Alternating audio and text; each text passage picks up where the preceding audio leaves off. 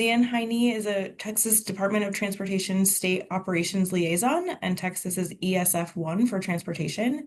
She manages all hazard, emergency, and weather-related events statewide and has been with TxDOT for 12 years, including 7 years with logistics support operations, which included disaster field response.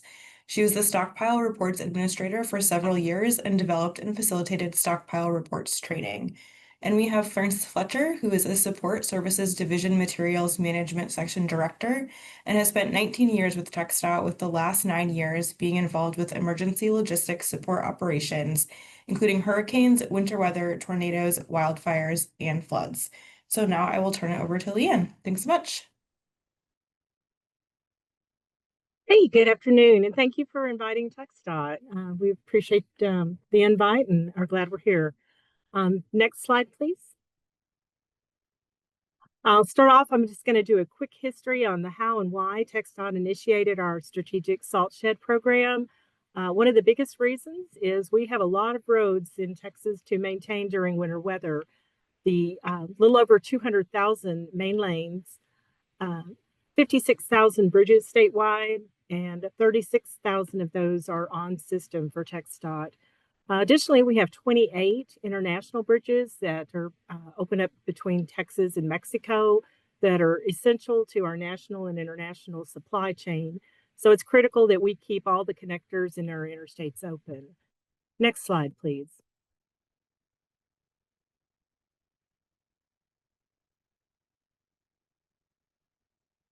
We have 25 districts statewide that maintain roadways, 254 counties, and we all face challenges: heavy snowfall, ice conditions, steep inclines, same things everybody else does, and a lot of flyovers.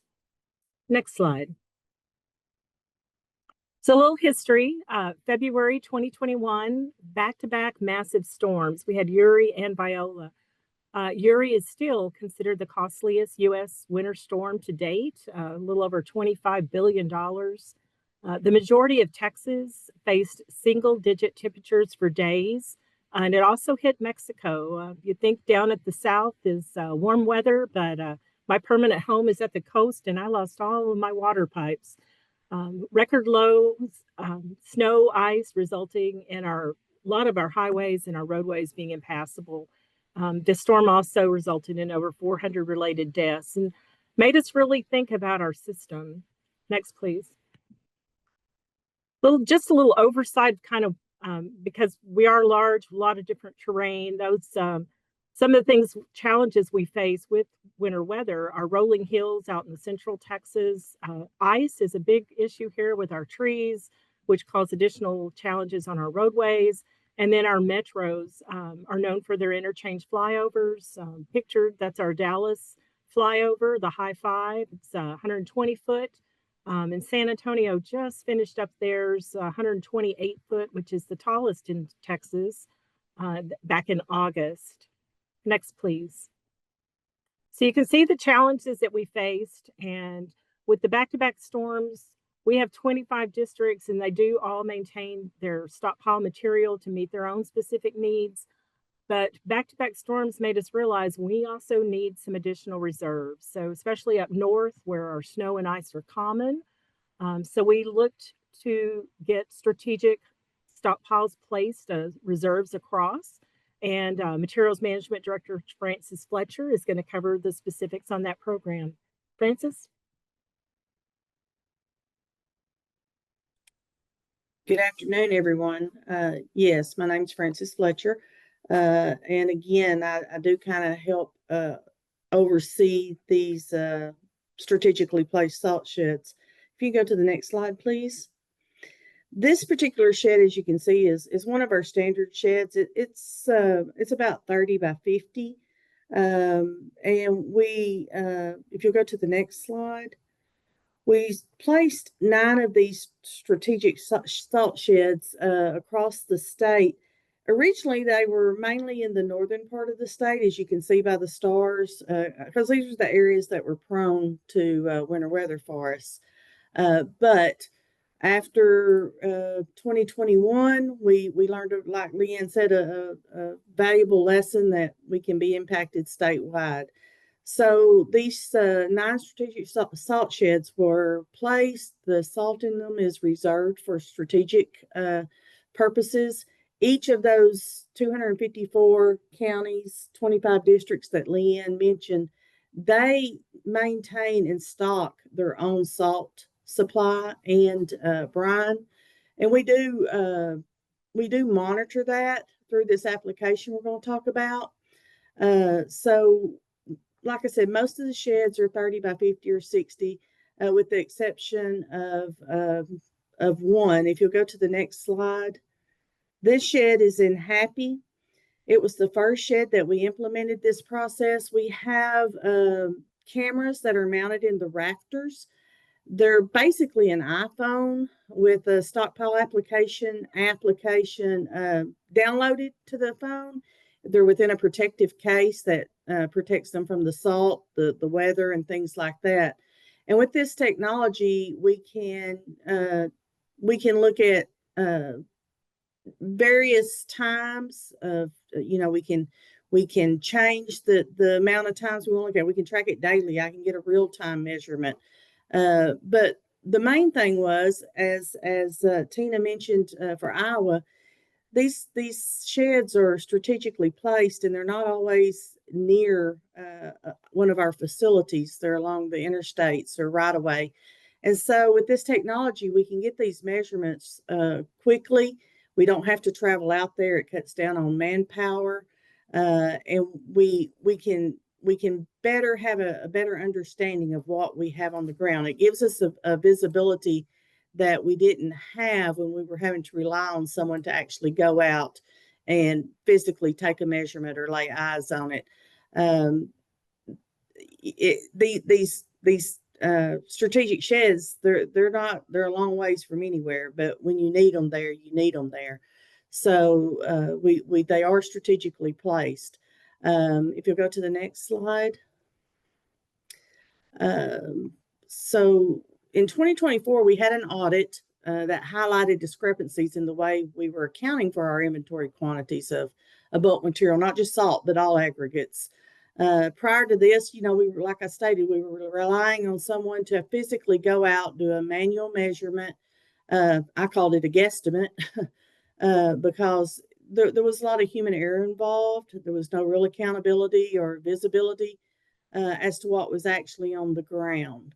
So if you'll go to the next slide.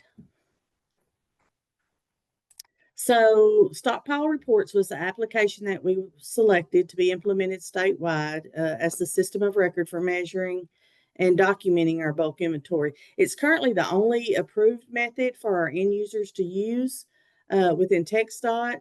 We've been utilizing this application since about 2015.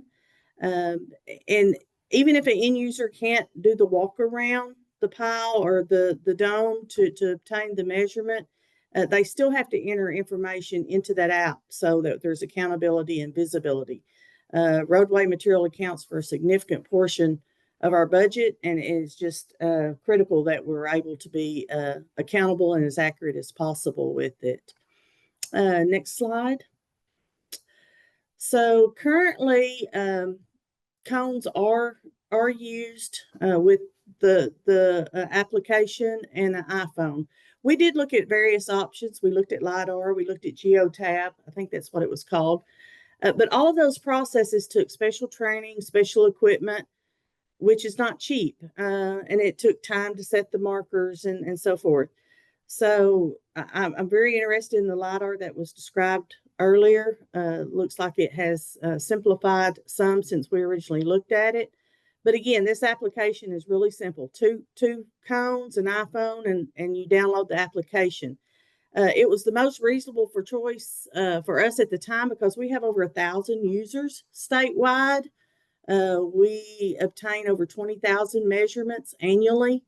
And with this application, again, there's no need for special equipment.